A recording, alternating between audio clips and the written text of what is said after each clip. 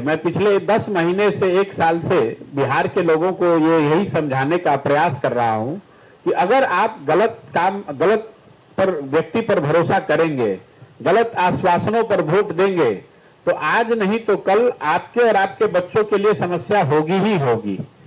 शिक्षकों ने 2015 में विधानसभा चुनाव में उस समय के प्रतिपक्ष के नेता सुशील कुमार मोदी और भाजपा के कहने पर भाजपा का समर्थन किया।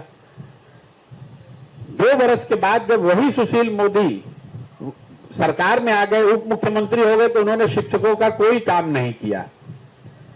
फिर शिक्षक तेजस्वी यादव के साथ आरजेडी की बात हो गई, क्योंकि वो लोग विपक्ष में थे 2020 के चुनाव में।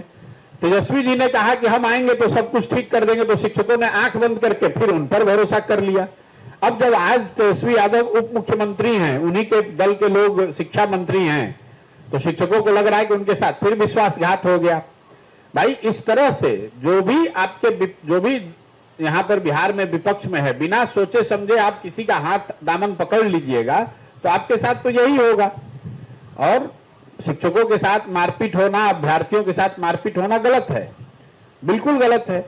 भाई, बिहार में रोजगार के लिए लोग मारे मारे फिर रहे हैं। यहां आपने डोमिसाइल की नीति बदल दी, तो यहां बिहार के लड़के बाहर जाकर दूसरे जगह मजदूरी करेंगे और दूसरे राज्य के लोग आकर बिहार में शिक्षक बनेंगे। इससे ज्यादा जाति या अन्याय बिहार के बच्चों के साथ क्या हो सकता है? लेकिन ये तो सिर्फ प्रभाव है उस निर्णय का या उस निर्णय प्रक्रिया का जिसके हम सब भागीदार हैं। हम और आप अपना भविष्य, अपने बच्चों का भविष्य न देखकर जाति के आधार पर, धर्म के आधार पर, भारत पाकिस्तान पुलवामा के आधार पर भाजपा को हराने के लिए आरजेडी को हराने के लिए भाजपा को जब वोट करते हैं, तब तो ये सोचते नहीं है। जिसने जो कहा उसकी बात पर भरोसा करके उसको वोट कर दिया, उसी का परिणाम है।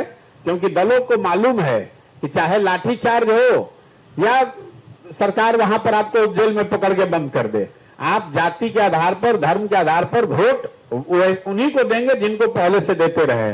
तो नेताओं को, पार्टियों को कोई डर है नहीं। इसी का परिणाम शिक्षक भुगत रहे हैं और कहीं ना कहीं पूरा बिहार और बिहार का पूरा समाज भुगत रहा है।